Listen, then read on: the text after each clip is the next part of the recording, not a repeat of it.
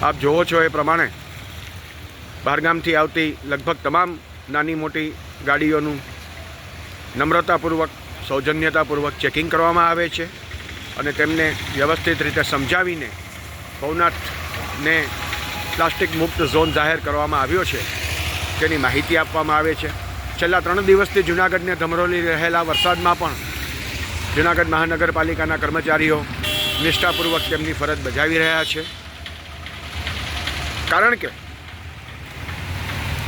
ભવનાથ પ્રદેશ જૂનાગઢની એક આગવી ઓળખ છે અને ગીર પ્રદેશમાં પ્લાસ્ટિકને કારણે થતું પ્રદૂષણ ખૂબ જ વિપરીત અસરો જન્માવે છે, જેને ઇકોલોજીકલ બેલેન્સ કહેવાય એ પણ બહુ મોટે પાયે નાશ પામે છે, તેને વિપરીત અસર થાય છે।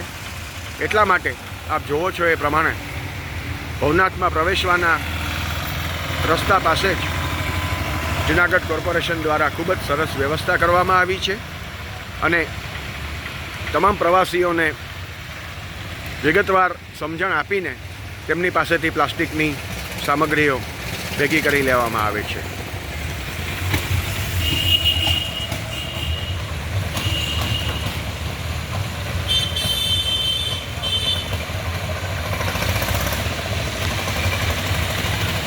સ્વાભાવિક છે કે બહારગામથી આવતા પ્રવાસીઓને આ નિયમનો ખ્યાલ ન હોય અને એમાં પણ જ્યારે બીજા રાષ્ટ્રોમાંથી બીજા રાજ્યોમાંથી આવતી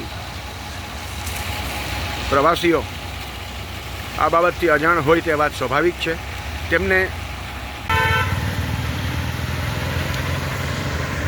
ભવનાથ ક્ષેત્ર જ્યારે સમગ્ર દેશમાં ખૂબ જ આસ્થાનું પ્રતીક તરીકે સ્થાપિત છે, ત્યારે બીજા રાજ્યોમાંથી આવતા પ્રવાસીઓને પણ વિગતવાર માહિતી આપીને તેમની પાસેથી પ્લાસ્ટિકની બોટલો એકત્ર કરવામાં આવે છે। નિષ્ઠાપૂર્વક કરવામાં આવતું આ કામ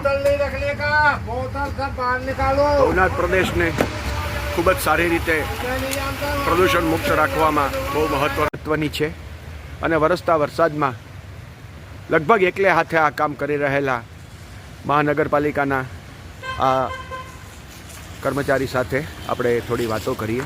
દાદા, કામ તો ઘણું સરસ કરો છો, પણ મારે સૌથી પહેલાં તો એ પૂછવું છે કે કેમ એકલા છો? અહીંયા સ્ટાફની વ્યવસ્થા શું છે? 2 હોય છે, 3 હોય છે? અમારે 2 હોય છે। બરોબર।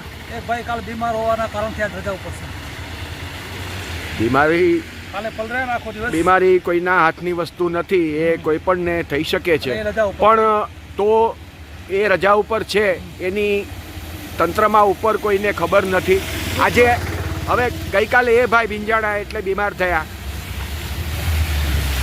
આજે આખો દિવસ તમે અહીંયા ફરજ બજાવીને બીમાર પડશો તો આવતીકાલે શું થશે દાદા? ગ્રુપમાં મેસેજ નાખી દીધો છે, અમારું જે ગ્રુપ છે ને, બરોબર, એમાં મેસેજ એ ભાઈએ નાખેલ છે કાલે હું રજા ઉપર છે, બરોબર? કારણ કે હવે પરિક્રમાના દિવસો નજીક આવે છે અને આપ તો આટલા વર્ષોના અનુભવી કર્મચારીઓ છો, સામાન્ય કરતાં પણ વધારે લોકોની ભીડ હશે, તો બીજા દિવસોમાં અને આવા તહેવારના દિવસોમાં અંદાજે રોજનું કેટલું પ્લાસ્ટિક જમા થતું હશે? તમે 10 થી 15 બોરા ભરીએ ડેલી। રોજના 10 થી 15 બોરા? અમારી શિફ્ટમાં। અચ્છા, એટલે એક શિફ્ટમાં 10 થી 15 બોરા જેટલું પ્લાસ્ટિક અહીંયા ભેગું થાય છે? જી, ખૂબ જ સારું કામ કરો છો અને જૂનાગઢ જેવી પવિત્ર જગ્યાને વધારે પવિત્ર રાખવામાં આપ લોકોનું યોગદાન ખૂબ જ સારું છે। સ્પીડ બ્રેકરની રજૂઆત કરી છે, અમે કોઈ રાખતા નથી અહીંયા। સ્પીડ બ્રેકરની જરૂર છે એવું તમારું કહેવાનું થાય છે? કોઈ ગાડી ઊભી રહેતી નથી, અમુક માથે નાખે છે। જી, એવી રજૂઆત કરી છે કે સ્પીડ બ્રેકર કોઈ માન્યતા રાખતા નથી, સ્પીડ બ્રેકર મેળતા નથી એમ। આ રસ્તો જ્યારે બન્યો ને 5 થી પહેલાં, ત્યારે અમે સ્પીડ બ્રેકરની રજૂઆત કરી હતી, તો કોઈએ માન્ય રાખીને મેળ્યું નહીં, બરોબર? જૂનાગઢની પ્રજા તો સમજ્યા, પણ સંનિષ્ઠ રીતે કામ કરતા કર્મચારીઓની વ્યાજબી માંગ પણ સમયસર પૂરી થતી નથી, જે એક દુઃખદ બાબત કહેવાય। ફૂલ સ્પીડમાં આવતી ગાડીઓ કે મોટી બસો જ્યારે એમને અહીંયા રોકવામાં આવે છે, ત્યારે ઘણીવાર એવું બને છે કે એ લોકો અહીંયા વાહન રોકતા નથી અને આ કર્મચારીઓ જ્યારે નિયમિતતાથી તેમનું કામ કરે છે ત્યારે એમને થોડી સહાય મળે, તેમનું કામ થોડું સરળ થાય, એ માટે અહીંયા એક સ્પીડ બ્રેકરની તાતી જરૂરિયાત છે। અને આપણે આશા રાખીએ કે આ બાબતમાં કોર્પોરેશન અને તંત્ર કંઈક ઝડપથી યોગ્ય પગલાં લેશે.